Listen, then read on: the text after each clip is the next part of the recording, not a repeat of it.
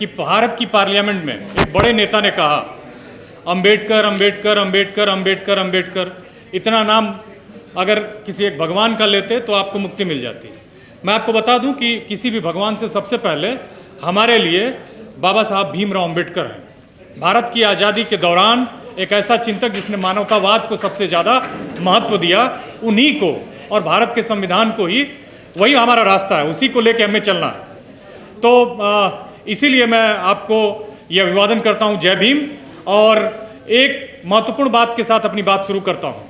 अभी का चेकोस्लोवाकिया, जो अभी एक देश है चेकोस्लोवाकिया, वो जब सेकेंड वर्ल्ड वार का अंत हुआ तो वो रूस के कब्जे में था, कोल्ड वार चल रहा था। वहाँ एक बहुत बड़े चिंतक थे, बेसिकली वो साहित्यकार थे। उन्होंने एक निबंध लिखा और वो निबंध था the power of the powerless, मतलब कमजोरों की शक्ति।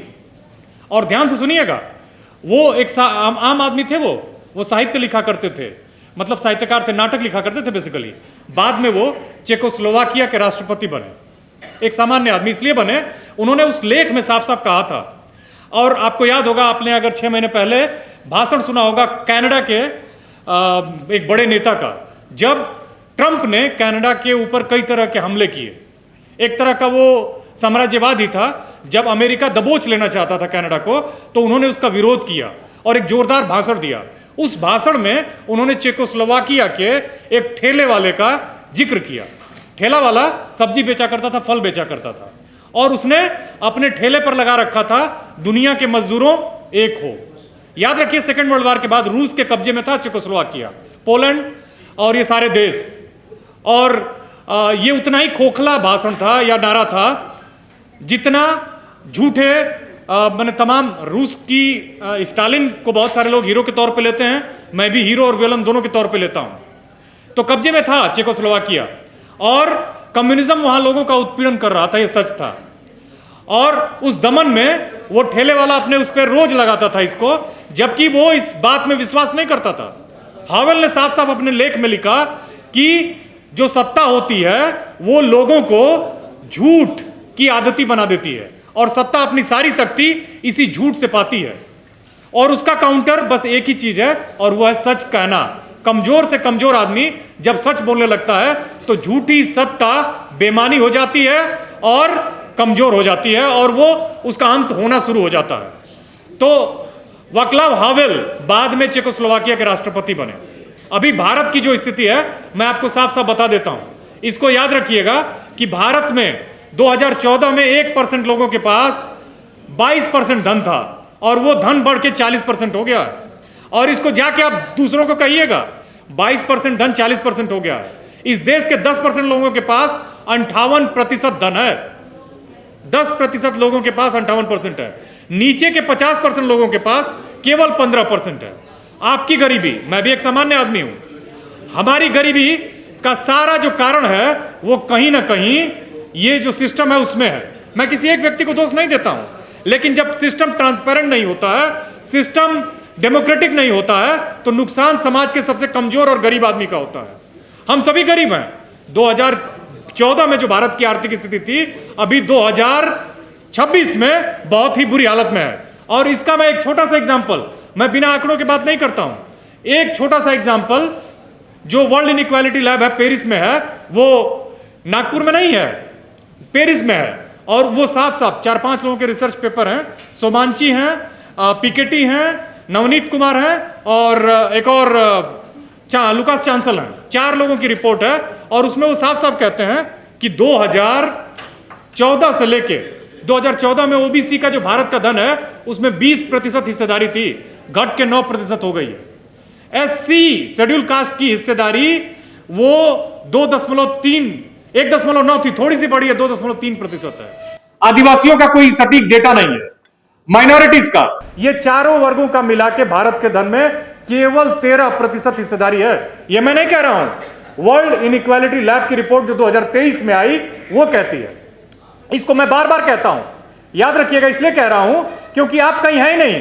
भारत के 1% लोगों के पास 40% धन है, 2024 में 22% था। 10% लोगों के पास 58% धन है। क्या होना चाहिए? ये किसी भी लोकतंत्र में इस तरह की गैर बराबरी होनी चाहिए?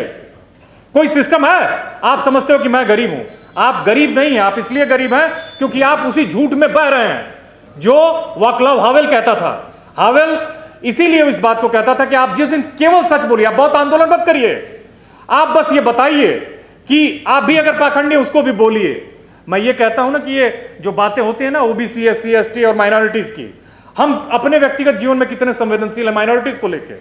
अपने ड्राइंग रूम में हम क्या सोचते हैं, मंचों से बड़ी बड़ी बातें होती हैं, कितनी इंटरकास्ट मैरिजेस हो रही हैं, नहीं होंगी। पटेल, कुशवाहा, यादवों में तो होती नहीं है, जाटों में होती नहीं, गुजरों में होती नहीं है।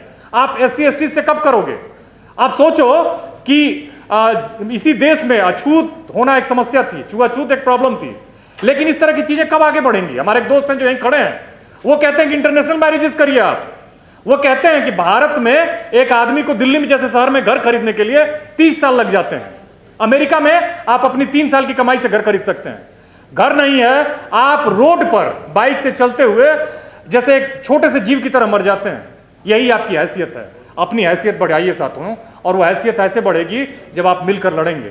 इंसान की तरह सोचिए, इंसान की तरह सोचिए। मैं आपको बताता चलूं कि इस देश का सबसे गंभीर संकट जो है वो महंगाई है, बेरोजगारी है। आपने यूनिवर्सिटीज को क्या किया? बगल में अशोका यूनिवर्सिटी खोल दिया है, 24 लाख रुपए में ग्रेजुएशन हो रहा है, डीयू में 24,000 में हो रहा है। 24,000 भी क्यों होना चाहिए? वो 4,000 होना चाहिए। और याद रखिएगा कि 90,000, 96,000 स्कूल्स बंद कर दिए गए। यूपी में अकेले 30,000, 27,000 बंद कर दिए गए। स्कूल खुलने चाहिए। हमारी आबादी है 150 करोड़ और हम जो हैं केवल 1200 यूनिवर्सिटीज हैं, 800 700 सरकारी हैं, 500 प्राइवेट हैं। आप पढ़ा लोगे अपने बच्चे को अशोका यूनिवर्सिटी में? नहीं पढ़ा सकते हो। आप ध्यान रखिए इस बात को कि ये सब आपकी चिकित्सा, आप चले जाओगे अपोलो में, क्यों है ये हॉस्पिटल्स? होने क्यों चाहिए ऐसे हॉस्पिटल्स? आम आदमी पार्टी, भले मैं उसकी आइडियोलॉजी को नहीं मानता हूं, कम से कम उसने कुछ उसकी बहुत पॉलिटिक्स को मैं सब्सक्राइब नहीं करता हूं, लेकिन उसने कुछ स्ट्रक्चरल सुधार किए थे। आपने क्या किया? आप चुनावों को ट्रांसपेरेंट नहीं रहने दिया, आपने उनको लूट लिया। बंगाल का चुनाव आपकी आंखों के सामने, उसका उदाहरण देखिए। इनके ट्रांसप्लांटेड लोग पॉलिटिक्स में आ रहे हैं, एक एक जीत के आ रहे हैं, आपको कंफ्यूज कर रहे हैं। देखिए सीधा सा मसला है आपकी हिस्सेदारी का। आप देखिए ना कि स्कूलों में करिकुलम को कैसे चेंज किया जा रहा है। हमारे बच्चे, भारत दुनिया का सबसे युवाओं वाला देश है, हमारे बच्चे कांवड़ ढो रहे हैं 20 साल की उम्र में। ठीक है, धर्म जरूरी है, धर्म का मैं विरोध नहीं करता हूं, लेकिन उनके पास अपॉर्चुनिटीज हैं। जर्मनी में लोग बूढ़े हो रहे हैं, आप जर्मन सीखिए। आप जाइए जर्मनी, आपको नर्स की तमाम नौकरियां पड़ी हुई हैं वहां, तमाम इंफ्रास्ट्रक्चरल स्ट्रक्चरल नौकरियां हैं। लेकिन क्या किया जा रहा है? जर्मन स्कूलों में से हटा दिया गया। 6वीं 7वीं 8वीं 9वीं 10वीं में जर्मन पढ़ाया जाता था, उसकी जगह पे संस्कृत लाया गया। क्यों? संस्कृत एक तो डेड लैंग्वेज है, उसको एक जाति विशेष पढ़ती है, उसके लोगों को नौकरी मिलेगी और आपके बच्चे बेरोजगार होंगे। बेरोजगार होंगे तभी तो अंधभक्त होंगे। अगर पढ़ गए तो सवाल पूछेंगे, अंधभक्त होंगे तो आपके पीछे चलेंगे, कहेंगे, नारा लगाएंगे। आप देखिए ये जो इंटरकास्ट जो ईर्ष्या है, इंटरकास्ट जो राइवलरी, उसको खत्म करिए। खत्म कैसे होगी? शादियों से खत्म होगी। मैं ये नहीं कहता हूं कि सीधे हिंदू मुसलमान शादियां करिए। आप एससी ओबीसी कर सकते हैं, वो भी मत करिए। ओबीसी के बीच में करिए, एससी के बीच में करिए, क्योंकि यही वो फॉल्ट लाइन है, यही वो समस्या है जिनका ये फायदा उठाकर आपको बांट रहे हैं। आप जाते हैं तो जाटों में बदल जाते हैं, मैं यादव में बदल जाता हूं, कोई बिंदु में बदल जाता है, कोई राजभर में बदल जाता है, और सभी 12 साल से दुर्दशा झेल रहे हैं। एक झूठ की सरकार है, झूठ का गुब्बारा युवाओं ने फोड़ दिया है। लेकिन यह आपकी जिम्मेदारी है कि सच को हर एक आदमी तक पहुंचाइए।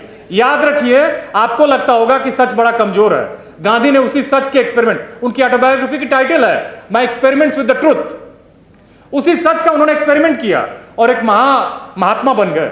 मैं ये नहीं कहता हूं कि आप महात्मा बनिए, मैं ये कह रहा हूं कि आप इसको तो कहिए कि जर्मन पढ़ने से बच्चे का फ्यूचर बनेगा या संस्कृत पढ़ने से बनेगा। संस्कृत डेड लैंग्वेज है, क्यों पढ़े कोई? भारत में 1600 लैंग्वेजेस बोली जाती थी, बहुत सारी डेड हो गई हैं, बहुत सारी डेड हो गई। मैं नहीं कहता हूं संस्कृत को आप बचाइए, लेकिन जिनसे रोजगार बने बच्चों का उस तरह का करिकुलम बनाइए। स्कूलों का हाल देखिए, बेरोजगारी देखिए, स्कूल और कॉलेजेस। आपने डीयू में, मालूम है, ओबीसी के लोग बैठे होंगे यहाँ पे, एससी के भी लोग हैं। मैं आपको बताता चलूं कि पूरी दुनिया में भी यही हाल है। पूरी दुनिया में जो 65% दुनिया का धन है वो 60,000 लोगों के पास है। और सोचिए एक भारत का भी उसमें बिलियनर है, वो है, आप जानते हैं, राष्ट्रीय व्यापारी बन चुका है, हर चीज उसी को मिलता है, साइलो उसी का है, पोर्ट उसी का है, एयरपोर्ट उसी का है, रेलवेज उसी की है, जो हर कुछ पैसा कमा सकता है वो उसका है। ऐसे में छोटे छोटे उद्योगपतियों का क्या होगा? इकोनॉमिक्स में हम पढ़ते हैं कि आपकी जो छोटे छोटे उद्योग हैं वो किसी भी देश की अर्थव्यवस्था को मजबूत करते हैं।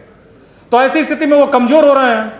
सारा आपने ग्लोबल मार्केट खोल दिया है, इकोनॉमी की तो तास नस हो गई है। हम अमेरिका से बहुत सारी चीजें जो कंज्यूम करते हैं मंगाएंगे, जबकि अमेरिका से बड़ा व्यापार था हमारा। और हमने देखा कि ट्रंप ने कैसे टैरिफ लगाया, टैरिफ किन शर्तों पर उनको टैरिफ्स को मैनिपुलेट किया गया, ये भी हमने देखा। तो भारत इकोनॉमी के मामले में बहुत ही कमजोर हो चुका है। 2014 में जिस स्थिति में था उसमें लौटने में 2500 साल लगेंगे। ये बहुत बड़ी बुरी खबर है आपके लिए, मेरे लिए, लेकिन इसको ध्यान से रखिए याद कि अगर भारत को बेहतर बनाना है तो SC ST OBC के लोगों को सामने से आके लीड करना होगा। और हर तरह से OBC के लोगों को हॉस्टल नहीं है भारत में, 47 सेंट्रल यूनिवर्सिटीज है, JNU को छोड़ के एक भी यूनिवर्सिटी में OBC के बच्चे को हॉस्टल नहीं। सभी मुझे फोन करते हैं, कभी सूरज मंडल जी को फोन करते हैं, रतनलाल जी को फोन करते हैं कि यहाँ दिल्ली यूनिवर्सिटी के बगल में उनको पेइंग गेस्ट का घर दिला दीजिए। घर भी उस एरिया में आप सर्वे कर लीजिए, 99% किन जातियों के लोगों का है। कौन पैसा कमा रहा है? क्या एक बच्चा 30,000 रुपया खर्च करके पढ़ना चाहिए इस गरीब देश में? पढ़ पाएगा वो? कितने लोगों को नौकरियां मिल रही हैं? क्या वो करिकुलम है? आपने देखिए NEP ला के बहुत सारी चीजों को कमजोर कर दिया गया है। आप देखिए कि विश्वविद्यालयों में एक विचारधारा से रंगे लोगों को डाला जा रहा है, और वो विचारधारा क्या है? हिंदुत्व की, हिंदू सुपीरियरिटी की। मैं कहता हूं कि मैं यादव हूं और मैं यादव सुपीरियरिटी की बात करूं, ये अपने आप में बहुत गलत है। ये गलत है। और कोई भी जाति ना तो श्रेष्ठ है ना कोई धर्म श्रेष्ठ है। यही नानक कह गए, यही रैदास कह गए, यही कबीर कह गए।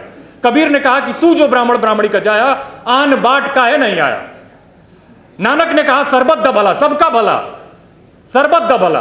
रैदास ने कहा कि जाति जाति में जात है, जो केलन के पात रैदास मानुष ना जुड़ सके जब तक जात न जात। यही नहीं, पूरी दुनिया के चिंतकों ने, चाहे वो अब्राहम लिंकन थे, चाहे वो मार्टिन लूथर किंग थे, सभी ने तो यही कहा। सिविल राइट्स का मूवमेंट किया मार्टिन लूथर किंग जूनियर ने, और पूरे अमेरिका के ब्लैक्स को, जिनको खरीदा और बेचा जाता था, जैसे हम गाय और भैंस बेचते हैं ना, वैसे खरीदा और बेचा जाता था। उन्हीं ब्लैक्स में से ऐसे ऐसे लोग निकले। ऐसे डेंजल वॉशिंगटन की फिल्में देखिए आप, ठीक, थरगुड मार्शल जज थे, पहले अश्वेत जज थे। आप ऐसे ऐसे लोगों, रोजा पार्क्स का संघर्ष पढ़िए आप। ऐसे ऐसे लोग हुए जिन्होंने पूरी दुनिया में मानवता की स्थापना की। वो वही काले लोग थे जिनको काले कहा जाता था। वही लोग एक बड़े बड़े वैज्ञानिक बने। उन्होंने अमेरिका के लिए सबसे ज्यादा खेलों में मेडल जीता है, अमेरिका को महान बनाया। भारत महान तब बनेगा जब SC ST माइनॉरिटी और OBC के लोगों को जो सम्मान डिजर्व करते हैं वो मिलेगा। और याद रखिए कि आप गरीब इसलिए नहीं हैं कि आपके पास संसाधन नहीं है, आप एकजुट होकर अपने संसाधनों के लिए कभी लड़ नहीं पाए। और याद रखिए कि वो संसाधन के लिए, उन संसाधनों के लिए आपको बार बार इस तरह के मौकों पर लोगों को भी सुनना, अपनी बातें भी रखनी है, और बार बार आपको चोट करनी है। तथागत बुद्ध ने भी यही कहा था, अप दीपो भवा, और उन्होंने भी यही कहा कि अपने संघर्ष से, मतलब उन्होंने ये कहा, करुणा, मैत्री और दया की बात की थी उन्होंने। करुणा है इन लोगों में जिनके पास तमाम रिसोर्सेज हैं, 10% लोगों के पास। वो कहते हैं कि हम श्रेष्ठ हैं। कोई भी श्रेष्ठ हो सकता है, हम भी उसी हाड़ मांस के बने हुए लोग हैं। इसलिए वाक्लाव हावेल, जो चेकोस्लोवाकिया के एक ऐसे व्यक्ति थे जो सामान्य आदमी थे, अपने सच की वजह से उन्होंने उस कम्युनिस्ट शासन को खत्म किया। पोलैंड और तमाम देश आजाद हुए। हमने देखा है रूस का एक कब्जा था बड़े इलाके पर, और वो उस दमन से उन्होंने मुक्ति दिलाई। उन्होंने कहा कि the power of the powerless is the truth. और झूठ जो है तानाशाहों की शक्ति है। झूठ को आप डिसमेंटल करिए, झूठ को आप क्रिटिसाइज करिए, झूठ से दूर जाइए, सच का रास्ता पकड़िए। देखिए एक आंदोलन से इनकी हालत खराब है, इनकी हालत खराब है। ये नजर नहीं मिला पा रहे हैं, बोल नहीं पा रहे हैं, झूठ पर झूठ का प्रोपेगेंडा, और दिनों दिन ये नीचे जा रहे हैं। तो मैं यही कहूंगा, महंगाई, बेरोजगारी से आजादी चाहिए, हमको जातिवाद से आजादी चाहिए, हमको मानवतावाद की स्थापना चाहिए, और हमको हर तरह की विकृति से आजादी चाहिए। हम किसी से न श्रेष्ठ हैं, हम समता में रहना चाहते हैं, जो बाबा साहब का एक विचार था, जो मानवतावाद की स्थापना चाहता था, जो हर मानव को और हर व्यक्ति को, चाहे वो स्त्री हो चाहे वो पुरुष हो, बराबरी की नजरों से देखता था। ऐसा ही भारत हमारे सपनों का भारत हो सकता है। ऐसे ही भारत से भारत श्रेष्ठ हो सकता है और दुनिया के दूसरे देशों को पीछे छोड़ सकता है। एक और बात के साथ मैं अपनी बात खत्म करूंगा कि 1980 और 90 तक चीन और भारत एक साथ थे, एक ही जैसे इकोनॉमी थे। आज चीन 20 ट्रिलियन की इकोनॉमी है। हालांकि मैं चीन की पॉलिटिकल बहुत सारी चीजों को नहीं मानता हूं, उसमें समस्याएं हैं, लेकिन वो 20 ट्रिलियन की इकोनॉमी है, भारत 3.5-4 ट्रिलियन की इकोनॉमी है। जानते हैं इसलिए क्योंकि मंडल कमीशन आया और उसका सपोर्ट करने की जगह पर लोगों ने विरोध किया, और उसी का कारण है कि वो युवा जो बड़े बड़े वैज्ञानिक होते, आज वो उसी मंडल की अभी मांगों को पूरी करने की मांग कर रहे हैं। और हालत यह है कि भारत दुर्दशाग्रस्त है। तो इसीलिए साथियों, चीन को डेंग जियाओपिंग ने बदला, भारत अभी भी ऐसे नेता का इंतजार कर रहा है, और वो नेता निकलेगा SC ST और OBC समाज से। धन्यवाद। जय भीम।